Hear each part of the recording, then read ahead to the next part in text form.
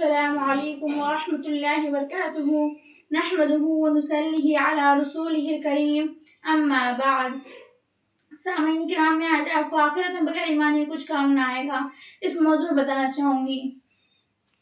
سامعین کرام، بخاری شریف اور مسلم شریف میں آپ صلی اللہ علیہ وسلم نے فرمایا، خدا کی قسم اگر تم کو معلوم ہو میں تمہارے لیے مانگتا جاؤں بخشش کی دعا یہاں تک کہ خدا منع نہ کر دے۔ پھر اللہ تعالیٰ کا حکم ہوا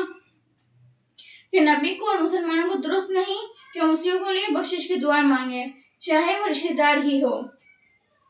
کیونکہ ان پر ظاہر ہو چکا ہے کہ وہ دوزخی ہے، اور یہ ابو طالب کی وفات کے وقت فرمایا گیا۔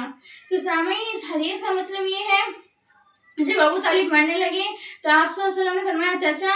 صاحب لا الہ الا اللہ کہہ لو، میں خدا سے آپ کی بخشش کروا لوں گا۔ وہاں ابو جہل بھی موجود تھا، اس نے کہا، ابو طالب خبردار اگر تم اپنے باپ دادا دین کو نہ چھوڑنا۔ تو سامعین، آپ صلی اللہ علیہ وسلم کہتے رہے کہ چچا کلمہ پڑھ لو، اور ابو جہل منع کرتا رہا۔ پھر آخر ابو طالب نے کہا، بھتیجے میں تو اپنے باپ دادا کے دین پر مرتا ہوں، اب آخر میں کہ اپنے باپ دادا کے دین کو دھپا لگاؤں، اور وہ کفر کی حالت میں ہی مر گئے۔ تو سامعین کرام، ابو طالب آپ صلی اللہ علیہ وسلم کے چچا تھے، جو حضرت علی رضی اللہ تعالیٰ عنہ کے والد تھے، جو ان پر جان اور مال سے فدا تھے، اس لیے آپ صلی اللہ علیہ وسلم چاہتے تھے وہ کیسے بھی ایمان لے کر آ جائے، مگر وہ ایمان نہ لائے اور کفر کی حالت میں ہی ان کی موت آ گئی۔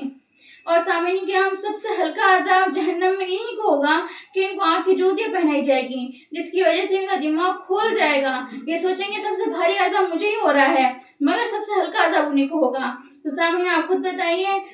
جہنم مشرک اور کافروں کو کیا حال ہونے والا ہے جو اللہ کے ساتھ کسی کو شریک ٹھہراتے ہیں۔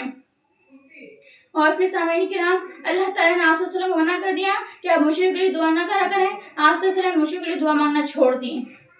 تو اس سے معلوم ہوا کہ بغیر ایمان کے رشتہ داری دوستانہ کچھ کام نہ آئے گا، اور بے دین لوگوں کا کہنا ماننا، ان کی صحبت اختیار کرنا، اور اپنے برادری اور باپ داداؤں کے دین پر چلنا، ان کے کہنے پر چلنا، زہر قاتل یعنی دوزخ میں جانا ہے۔ اس لیے ہر مسلمان کو چاہیے کہ اللہ تعالیٰ سے ڈرے، آپ صلی اللہ علیہ وسلم کی تابعداری کرے، اور آپ صلی اللہ علیہ وسلم کے رتبے کو پہچانے۔ تو سامعین، آخر میں اللہ رب العزت سے دعا ہے، اللہ رب العزت ہم سب کو آپ صلی اللہ علیہ وسلم جس طرح طریقے بتائیں ان پر عمل کرنے کی توفیق عطا فرمائے، اور ہر عمل میں اپنی اور اس کے رسول کی رضا نصیب فرمائے، اور ریاکاری اور دکھاوے سے بچائے، مجھے کہہ کر آپ کو سن کر عمل کی توفیق دے، آمین۔ وما علینا الا البلاغ۔